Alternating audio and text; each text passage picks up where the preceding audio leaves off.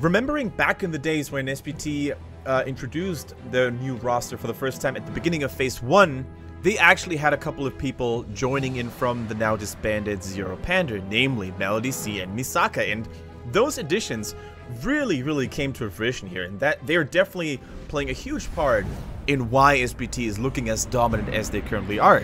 And Tetcher, we're now being brought to Infernal Shrines. I don't think there's a better way to start this series. Just a really good battleground in general.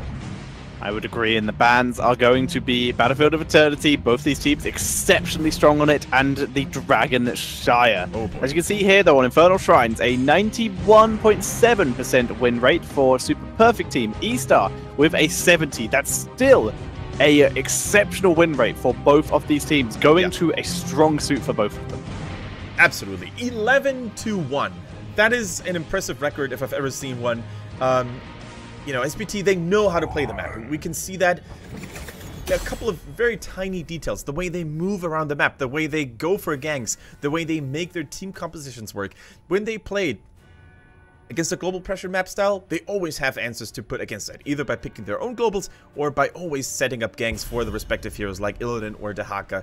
And that's why you can not really, you know, surprise them, I would say. It's very hard to surprise SPT, especially because they're one of the most creative and exotic teams in the league anyway. Indeed, they have standardized themselves a little, but there is always that threat of every now and again. It's just like, oh, Twin Blade Barrier's here. Oh, Toad Zebo's here. Yeah. We are doomed because it's SPT playing them. ESTAR, on the other hand, they know what they like. They can play the double support combo with the best of them, but they have also shown that they can venture outside of that particular style. CE, when they played against them, they did actually focus down this double support combo, removing the Ariel at least as usually their first ban. Yeah, and guys, just in case you are relatively new to HGC China and you watched the mid-season brawl a couple of weeks and months ago, don't make the mistake to, you know, assume that SPT is still the same team. No, at the mid-season brawl, despite their okay performance in the group stage, they were not in their final form because their main shot caller, drafter and tank player Misaka was not with them, and they had to play with Simba, their team manager. So this ESPT right here, dominating the scene in China up to this point, is a whole different team. Yeah, and the difference being Simba is pretty much just a manager, not really a player much at all. Whereas ESTAR, they are also playing technically with their manager and coach, FZ, due to Tommy being out with health difficulties. However, the difference is FZ used to be Soap, a player for KISS. He is a professional player for Heroes of the Storm, so he is a much more fitting substitute. Exactly, and you can really tell that by how quickly he picked up in the current HGC China pace. Like, he started off being extremely wonky and unreliable and turned into this very solid Turiel and Nubrak player that ESTAR can now rely on. So big shout out to FZ, their main tank player. It's definitely not easy to fill the shoes of someone like Toomey. This is why, right now, I would like to see SPT pick up Tyrael as one of their first two rotation. A Noob's already banned out. If you can just focus down one player, force them onto a weak link, then what better situation can you find yourself in? Why would you not make one player off his game and then focus that player?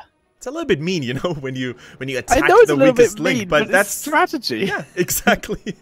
It's like that's the point of target bans. That's why we saw so much focus in RPG's game before last on like Illidan and Zeratul when they played against CE. Yeah, couldn't agree more. That's exactly what you need to do in professional Heroes of Storm. You find the weak spots of your opponents and you capitalize mercilessly on them. So far though, we see the Uther and the Vala, and I do love that Vala steal, because if there's one thing that ESTAR has been known for in HGC China, it is the standard classic Vala double support hyper carry style. So much to the point that Tetra and I yesterday had this, you know, speculation going on that Xingxi and his men, before they departed ways, they actually gave a little bit of a workshop to the new ESTAR successors and on how to play that style. Yeah, Good's Valor is pretty spectacular. However, he does have a very decent Cassia as well, which is a great hope generator, and his Lunara is very acceptable too. So either of those would still be fine and a good hope generator. Or maybe we're going to see the teams once again return to our newest re-entry into the actual meta at the moment, the Gul'dan. Yeah, I wouldn't hate it. I definitely wouldn't hate it. There's very few heroes that can replace a Vala in the hypercarry composition. Zul'jin, you know, technically speaking, in theory, he's capable of doing it, but he has not been seen in HGC China for a very long time. And you know what? They're gonna be like, Genji? Yeah, hell yeah. Oh yeah, and, Genji's here. Yeah. Genji's still available, and and FC's most favorite warrior, the Tyrael, will take it. Yeah, looking good so far for ESTAR. Their draft looking immensely solid. Lots of favorites. And here's the thing that I'm kind of confused about. So SPT, they banned the Tassadar. That's all fair and square because Tassadar lately has been convincing quite a bit. However, they still chose to steal away the Vala. Kind of crippling themselves, right? Because... yeah, which if they want a second support, who do they pick here? Like Medivh, maybe, which would still be fine. I don't hate that as an idea. Zarya, maybe. They could Karazim, Brightwing. If they really want to Rhaegar, if they want to do that kind of double support, I would actually ban the Rhaegar out here due to Rhaegar Ariel being a bit too scary for my personal liking. They ban out Alarak though, very scary hero from the side of ESTAR, so good solid ban for them here. Yeah, ESTAR's Ooze in particular has been a fantastic player when it comes to filling out those melee assassin slots. No matter if you put him on Ragnaros or the Alarak, he's always going to perform. Doesn't really mean that he has to play one of those melee assassins though. We saw Ooze on the likes of Arthas as well in the past, and he's been doing just as fine on those warrior heroes. So what are they going to pick?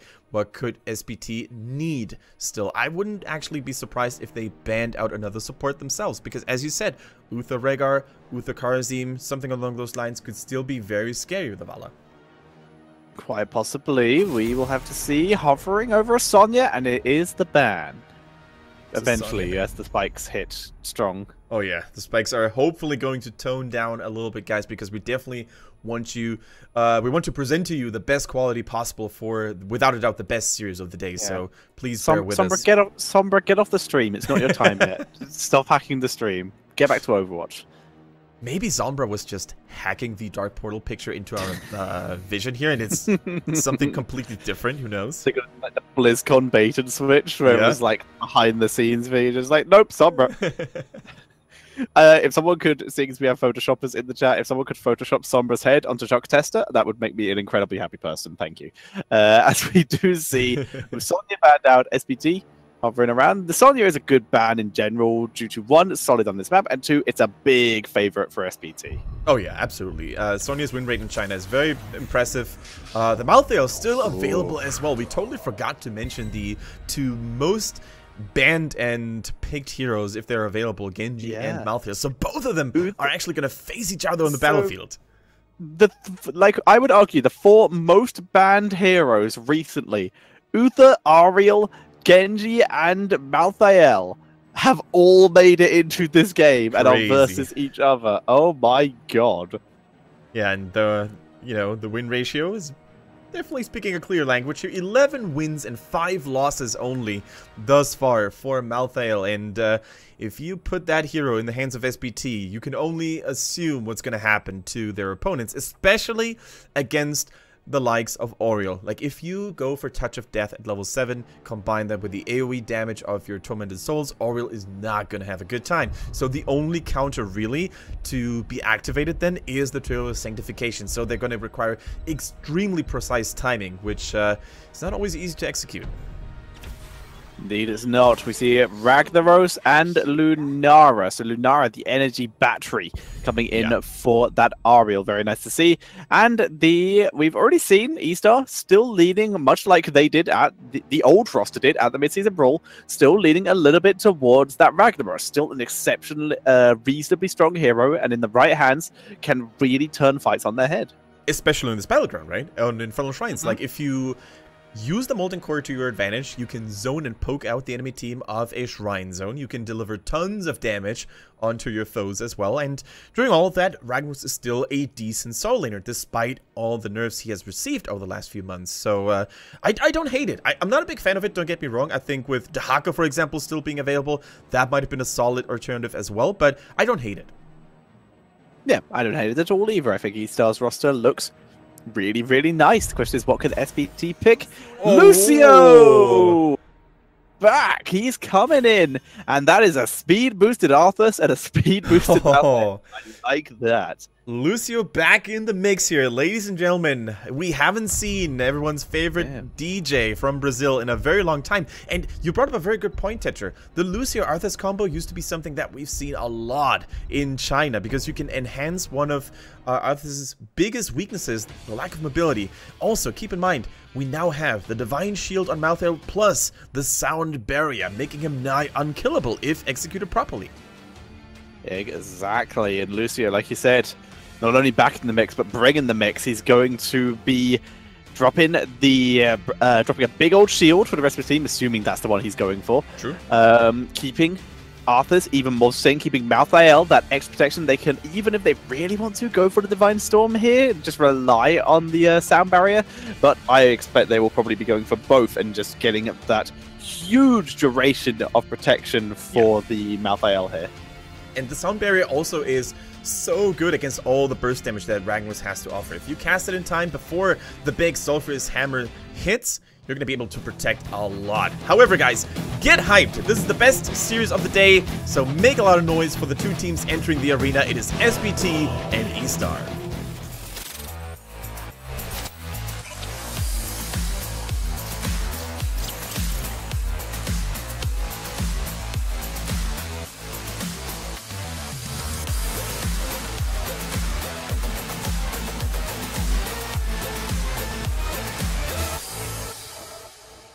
Ladies and gentlemen, welcome to the Infernal Shrines. The highlight of the day, the highlight in China, one of the highlights I might want to say. It is ESTAR against SPT. In the blues, we have ESTAR. FZ is going to play that Turtle. China #1 on Auriel, Good on the Lunara Kid, on Genji, and Ooze on Ragnaros. Whereas on the right-hand side is our #1 seed at the moment, SPT, with Jen Zhao on Valor. We have Lucio being played by Melody C. Arthur's played by Misaka. Malthael by Wings. And ZZH is on the Uther. I can't believe that Melody C, one of the deadliest and most lethal assassin players in the league, is going to play the Lucio. Similar like he did yesterday. Yesterday we saw him on the Tassadar, and it's crazy. Do you not remember last season? We had #1 player killer Lucio. Very often, Melody C was the hero to play it for his team every time that happened. This is the Melody Seed boost every single time they need it. All right. There we go. Let's see what kind of an impact Lucio can have. Lucio probably, right now, one of the most... underutilized. Yeah, underutilized supports in the game. Many people are frowning on him. They're laughing at him because he was nerfed multiple times. He wasn't seen in competitive for a very long time due to his relatively weak healing numbers right now. And also, of course, the Sound Barrier is always a susceptible ability to get interrupted. So, yeah, that's definitely going to be something for ESTAR to be on the lookout for. But they don't even have that many interrupts now that I look at it. Like, Turiel, no stuns. The only stun that comes into play is going to be the Sulphurous Smash at level 10. So Lucio should be relatively safe. Yeah, in terms they can't judge them.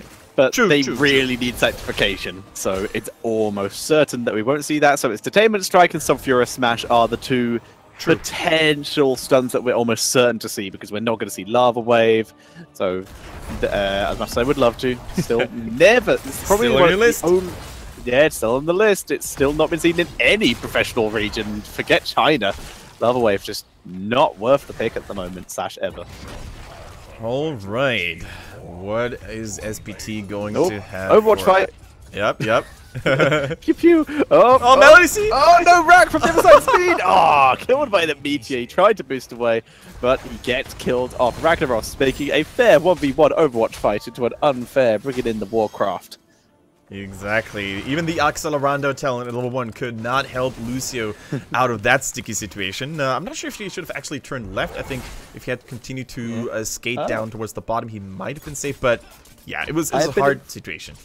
I've been informed that Korea played Lava Wave last weekend. If someone could inform me what game that was, I'd like to watch that. If they could inform me what series, I shall go and have a look. For now, ESTAR taking an advantage on the objective already, taking position. SPT not reacting. They're pushing the other lanes. Big old push in the bot lane, already pushing up onto those, onto that wall, taking out towers. Whereas Misaka and Melody C just soaking the mid lane for the moment. Yep, a lot of poison damage being applied here, and that's of course something where Uther struggles a little bit. Uther has very long cooldown on his healing effects, and good of course on that Lunara could utilize that to her advantage and just spread out the poison as much as he can, and especially with a Splintered Spear acquired at level 7, this should be a little bit easier. In the meantime though, we weren't actually watching the shrine area that much, and we missed how ESTAR actually snatched the first Punisher in their favor. That's already a big move. Because there wasn't a fight on it, it was just Ragnaros just left unattended on it, which is fine. And SPT ignoring it, moving in, picking up the Ariel here. They want more, moving in with the speed, but they can't catch FZ. But they pick up a kill on their own, just letting the Punisher jump over the wall and then trapping it in their own base to go hunt kills. Nice to see. The Punisher will only take down a tower at a gain. That's less value than it normally would.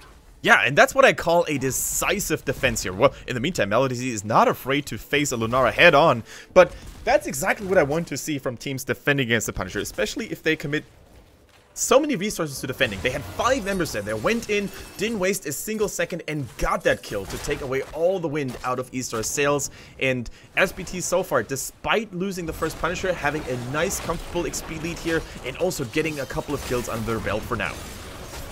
Misaka though, getting ganged up on a bit here, but they can't catch him and he's too tanky. So Arthas able to escape. Arthas escapes for now. In the meantime, we see the dual lane, excuse me, the solo lane in the top lane, Ragmus against Malthael. And yesterday we saw Ragmus being played by, I think it was RPG, or I can't remember, but Ragmus fell victim to ganks over and over again due to his lack of mobility. However, if you watch Ooze, he's not moving past the middle point of the lane. He knows that if he overstays his welcome, he's gonna gank mercilessly by SPT. In the meantime, we see an engage on Good, manages to survive for now, and Zhang Zhao in trouble. He manages to juke the Genji dash, keeps himself alive here, and that is very clutch, very lucky not giving Genji those resets. Meantime, Melody C chasing a little bit on Lucio, but he lets go in time, because if you get caught as a Lucio, you're one of the most fragile targets in the game due to your low HP pool, so you always want to be super cautious, super careful. In the meantime, we see Malthael going for that bruiser camp. Always nice to clear those slightly before the next shrine phase is about to get activated, and that's exactly what both teams are doing right now. Really is. We're seeing SPT shredding through the other lanes, trying to soak their way towards that level 9, so that if they are able to grab the Punisher, they can maybe push with a level 10. Exactly. Very, very important. In the meantime, we see a lockdown on Genji, has the deflect and the switch strike ready though. Easy peasy escape. For now, the SPT has a little bit of a better position. They definitely stabilized here and set up a nice concave to really take enemies under fire if they want to go through that choke point. And they're already getting a nice lead here in terms of skeletons, but Ooze has that Molten Core. It could be used in the middle, just in case.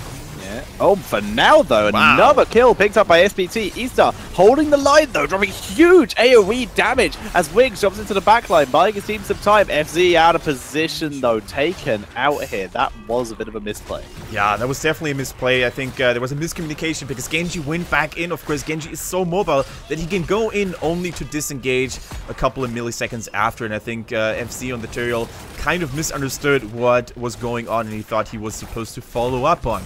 But that did not happen. Not the biggest of disasters for ESTAR. I mean, they can defend this Punisher very handsomely. They're not too far behind in terms of XP. I also like that Ooze did not use the Molten Core. He's going to save it for the defense if needed. Yeah, ESTAR is still in a pretty okay spot. Yes, they are. They are pushing it. They are defending, using the Molten Core very early. Good dodge, using that Angelic Flash on the Eldarin's Might by FZ. And Ooze just sieging the enemy heroes. This is how you play Ragnaros against this kind of push. The first smash lands on, doesn't land on Wiggs. He's able to keep himself alive. A huge damage downbound to try and turn around this fight.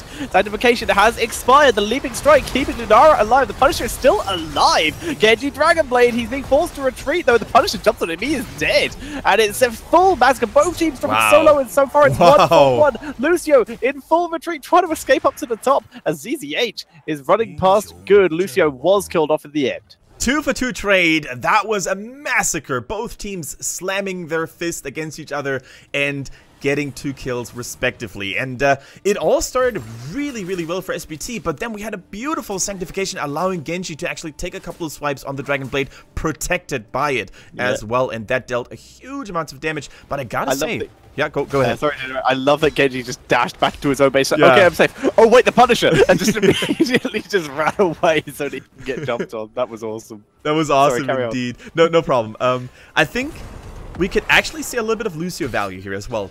There was so much poison damage going on from Lunara, but thanks to the Amp It Up and the healing boost, most of it was actually compensated and healed against very handsomely. So already I do like the Lucio effects. Oh, look at Melisy using the speed boost to go in. Fast. Yeah, that was insanely fast, but good manages to survive for now. Yeah, both teams trading back and forth. It's still 3 kills to 5 in favor of SPT. And the structures, though, very even. Slight XP lead, like we said, for SPT. ESTAR should be able to make that back without too much trouble, especially with Rag currently heading up to the top lane to soak. Also keep in mind that SPT's team comp mostly consists of long cooldown heroic abilities, so once they blow their powder, they really need to wait a little bit until they have it back. Like Sound Barrier, long cooldown, Divine Shield, the Tormented Souls, the Army of the Dead, those are all high impact but long cooldown heroic abilities, so they really need to be a little bit patient in between those team fights, I feel. Very true. Patience is going to be a virtue here for both of these teams. Try and time out those invulnerables, especially from the Divine Shield and the Sanctification and the Crystal Aegis. Let's see which team can use it to the best of their abilities. They're both about to hit 13. Just a slight head start here for SPT, and with Molten Core probably not up yet, this is a good position for SPT to try and grab this Punisher quickly. Yeah, absolutely. Molten Core has an insanely long cooldown, and rightfully so. It is oftentimes labeled a second heroic ability because of its high impact. But for now, SPT once again stabilizing and establishing a nice position here. The Tyrael takes additional damage from the vulnerable effects applied by... who does it actually? Is it Arthas? Yeah, Arthas holding Blast at level 13. Yep, took a lot of damage. Yeah, the vulnerable effect already available for him. I believe it's one of the earliest vulnerable effects you can get that isn't just a regular ability. Yeah. As we see the dancing happening around, Lucio using that wall armor, keeping himself sustained. As Wings, little bit in trouble. No Holy Ground available, so he will be able to just walk through this area, even if Tyrael was to teleport in, but still needs to back up just to get the healing. Okay, Wings here, by the way, took the Spell Shield at level 13, and that actually prevented Genji from trying to go for an execution here, but they took a lot of damage. Look at that Lunara damage spreading out so nicely. So much. They don't drop the sound barrier yet. They're patient. It's 21 to 21. Are we going to see SPT? Almost all of them have used a fountain at this point. Are we going to see them go in? Wings teleporting in. Genji stacks most of his shuriken. Arthur's dropping low. He's healing himself up. The Divine Shield burned as well. They're using everything very staggered. They've managed to pull out the Sanctification here. There's the sound barrier. Now, where's the turnaround? The Punisher already taken by ESTAR, though. So sound barrier really just using the escape tool there. Yeah, that looked a little bit indecisive by SPT. I'm not really sure why they used Sound Barrier that late and why they didn't turn around earlier with it, but now they're going to have to defend against the Punisher, and it is an arcane one. That's the most deadly Punisher in the game. Genji continues to be such a menace, and for a team that plays Genji so much themselves, SPT looks rather clueless on how to deal with that guy. They really do. They've used D-Shield and they've managed to use D-Shield and the Sound Barrier and Army of the Dead now. The only thing they have left is Tormented Souls. Yeah. But, however, ESTAR have left this. They've taken down the fort, they have left the Punisher, so Wings will be able to clear this up on his own. Exactly, they didn't even use the Divine Shield on Malthael when he was focused. I think if they had done so, they could have immediately turned around with the Tormented Souls. Like, ESTAR was perfectly lined up, but I think this constant fear of a nice counter Sanctification by Tyrael was really what kept SPT from fully engaging, don't you think?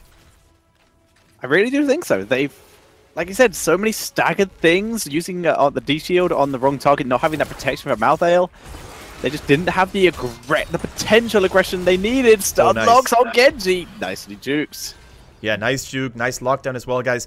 If Genji uses the deflect and you have a very safe stun to use, just go for it. The Uther Hammer of Justice is a prime example of how to cancel the protected status by Genji. Unlike Varian, you can actually interrupt it. So, really, really good to keep that in mind. And that goes for silences too, by the way, not just stuns.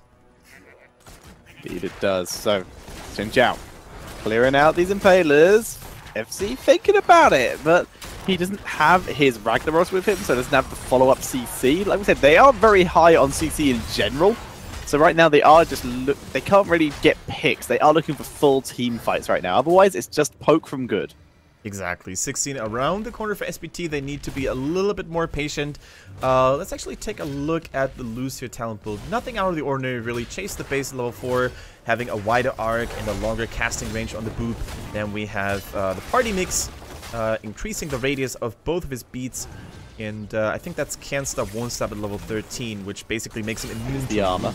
Oh, it's the armor. There we go. Hard style. Yes. There we go. You can see him using it right now. Yep. Here we go. All good. I'm blind. Whee! It's all good. He's just dancing around the floor for the moment. Holy crowd coming in, trying to focus on the ship. Oh my goodness. Genji going in, D-Shield keeping Valor alive. Genji not able to dash in to get the finishing blow there, but that is going to get ESTAR most likely this fort. But SPT going to try and punish them for it. That holy ground though, Genji coming in, denying all of the turnaround potential they had, getting the Dragon Blade value. So Furious Smash is cleansed out. Nice use of the hand of protection there by Uther, but beautiful holy ground preventing the counter engaged by SPT, and ESTAR making the most of it. Fantastic. I gotta criticize SPT though, especially Quan Zhao on the Vala. Like what he did, he basically saw the pollen from Lunara on the ground, yet he vaulted in it, or he ran in it, and taking so much poison damage after the Divine Shield already being used on him to stay alive was very, very reckless for him to do. So, I think SPT wanted too much in that moment, and ESTAR punched it really hard. Kid on the Genji continues to be an absolute menace. FC's Sanctification was a little bit off, but I think in the heat of battle, that happens every now and then to the best of us.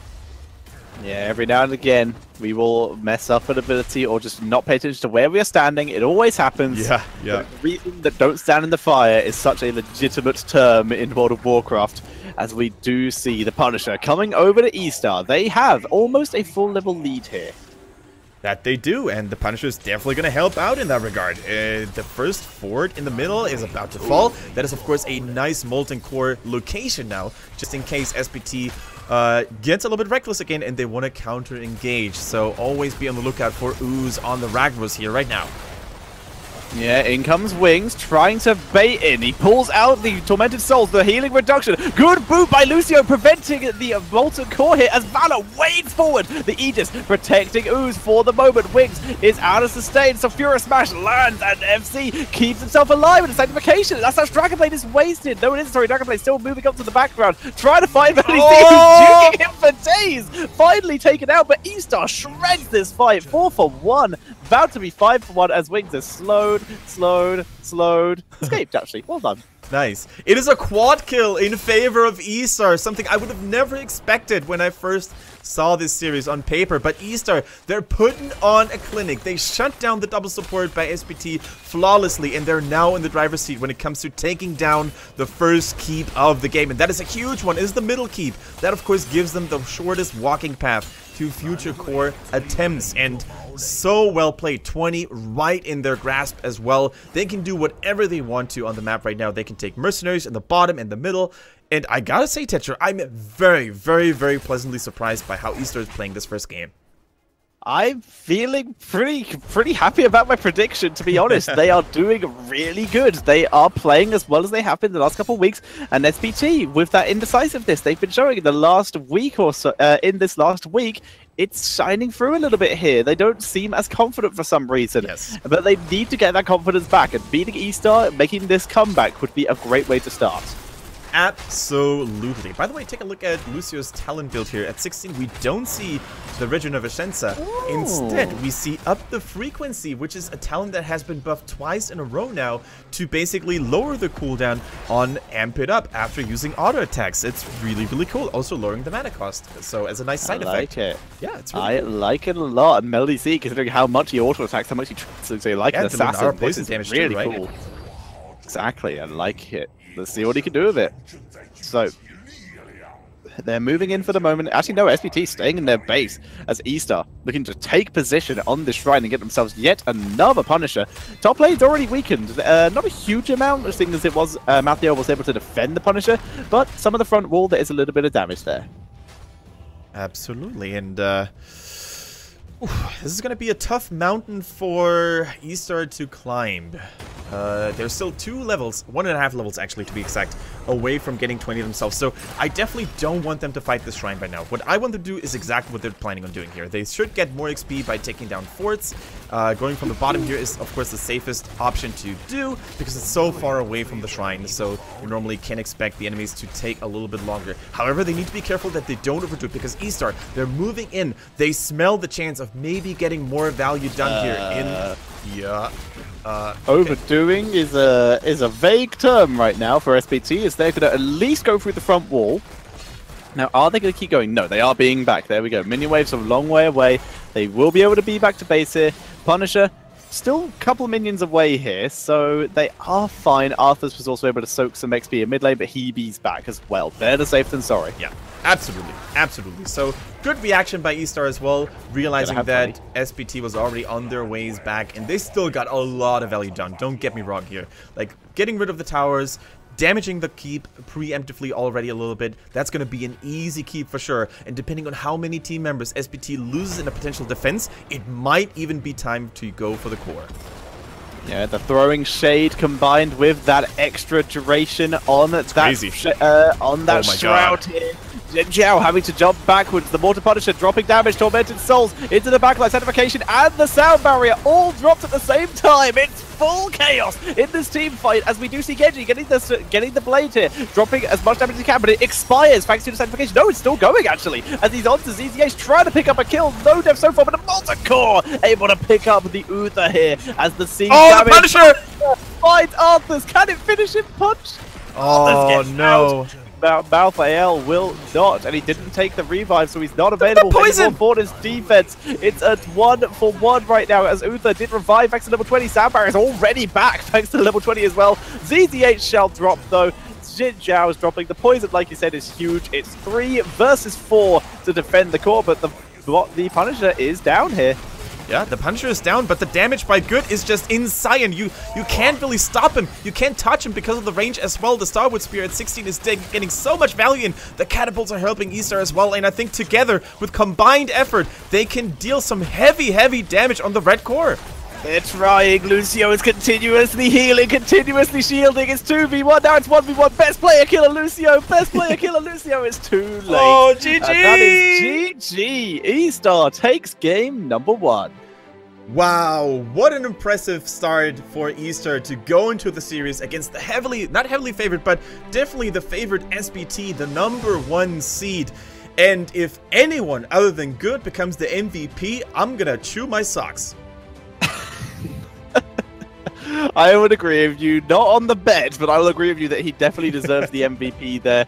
What a dominant display on that Lunara. Very nicely done by ESTAR. And they take game number 1. Disappointing that we do not see the triumphant return of Lucio. Yeah. But it was still nice to see him. He did do a really good job in that game.